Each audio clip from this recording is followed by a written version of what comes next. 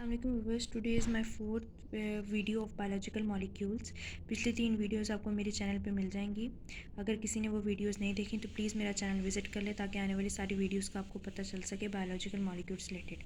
अगर आप पिछली वीडियोस नहीं देखेंगे तो आपको पता नहीं चलेगा आने वाली सारी वीडियोज़ से रिलेटेड जितने भी टॉपिक हम कवर कर रहे होंगे।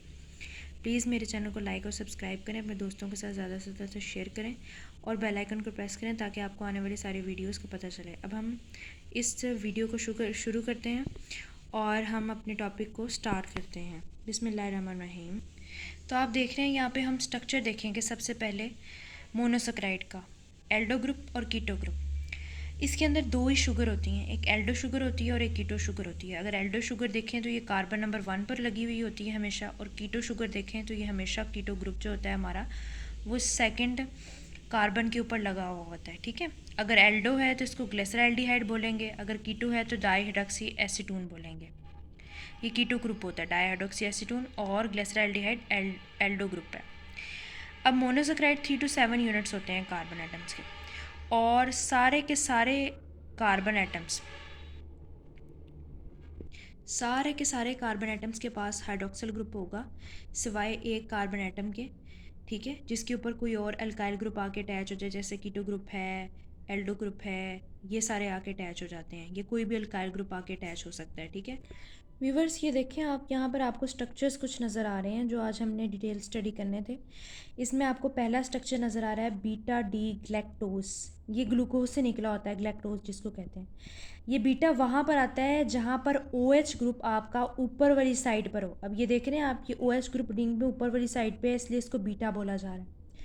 जहाँ पर अल्फ़ा बोला जाएगा, ये अल्फ़ा डी ग्लूकोज है, वहाँ पर OH हमेशा नीचे वाली साइड पे होगा। ये देख रहे हैं आप, OH हमेशा नीचे वाली साइड पे है।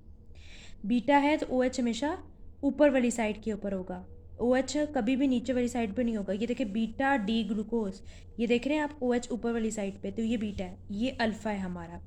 ठीक है, फिर बीटा एल है, फिर बीटा देखें ये हमारा ऊपर वाली साइड के ऊपर है। ठीक है, और ये अल्फ़ा ग्रुप लगा हुआ है इसका।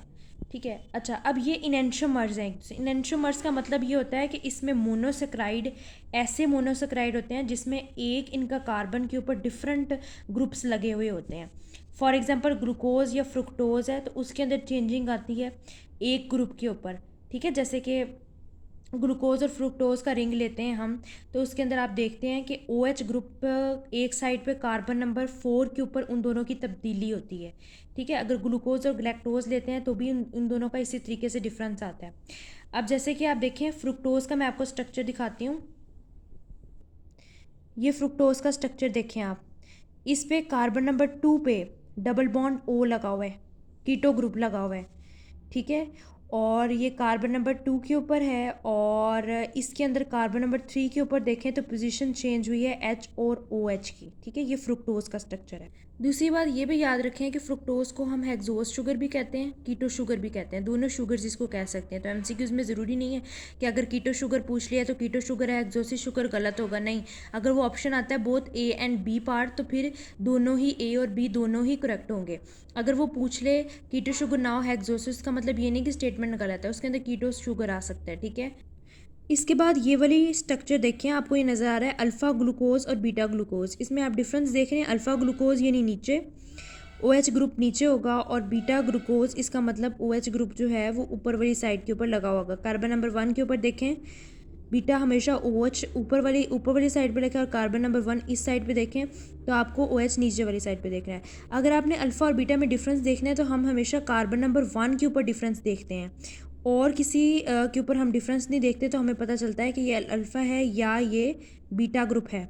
ऐसे आपको पता नहीं चलेगा, सिर्फ कार्बन नंबर 1 का डिफरेंस देखना है। अब आप यहाँ पे देख रहे हैं डाइसेक्राइड के अंदर माल्टोज, सुक्रोज और लैक्टोज का जिक्र है। सुक्रोज हमेशा नॉन रिड्यूसिंग है, बाकी माल्टोज और लैक्टोज रिड्यूसिंग शुगर होते हैं। इसमें कॉमन नेम देखें, ये फ्रूट्स हैं, इसके अंदर शुगर कैन है और मिल्क होती है। कंपोजिशन अगर हम इसकी देखें तो ग्लूकोज प्लस ग्लूकोज है, और ग्लूकोज प्लस फ्रुक्टोज हमेशा सुक्रोज में आती है, और उसके बाद ग्लैक्टोज प्लस ग्लूकोज हमेशा हमारे पास लैक्टोज के अंदर आती है। और इसके अंदर लिंकेज देखें, 1,4 ग्लाइकोसिडिक लिंकेज, 1,2 ग्लाइकोसिडिक लिंकेज और 1,4 ग्लाइकोसिडिक लिंकेज। अब हम जिक्र करते हैं कैसे बनती है ये। आप ये स्ट्रक्चर देख रहे हैं, यहाँ पर ये स्ट्रक्चर देख रहे हैं, इसमें हमने ये पढ़ा है कि माल्टोस हमारी जो होती है, ये हमने ऊपर पढ़ा है कि टोस्ट जो हमारी होती है इसकी 1,4 ग्लाइकोसिडिक लिंकेज होती है, दोनों की 1,4 ग्लाइकोसिडिक लिंकेज है, सिर्फ सुक्रोज की 1,2 ग्लाइकोसिडिक लिंकेज है।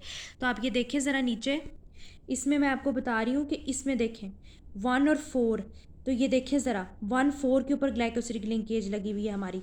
ये देखिए ये 1 है और ये इसका 4 है, 1 2 3 4 इसके ऊपर ग्लाइकोसिडिक लिंकेज लगी है। इसका हमने क्या रखना है, हमने इसमें से एक पानी का मॉलिक्यूल निकालना है, तो ओ है, ओ हमारे पास बन जाएगा और हमारा ये जो है ये एक बॉन्ड बना देगा, इसको कहेंगे बीटा माल्टोस। बी का मतलब ये होगा कि ये ऊपर वाली साइड के ऊपर होगा। ये देख रहे हैं आप, नज़र आ रहा है, ये ऊपर वाली साइड के ऊपर है, तो इसको बीटा माल्टोस कह रहे हैं। यहाँ पर हम यहाँ नहीं देख रहे क्योंकि ओ एच नीचे वाली साइड पे कोई भी हमें नज़र नहीं आ रहा यहाँ पर कार्बन नंबर 1 पर, इसलिए ये बीटा है, अल्फ़ा नहीं है ये।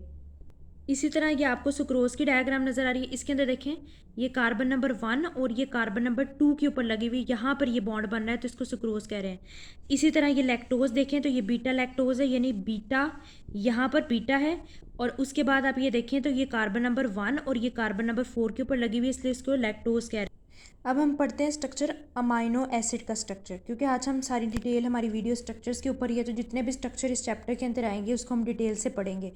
इसमें तकरीबन 3 वीडियोस बनेंगी मेरी।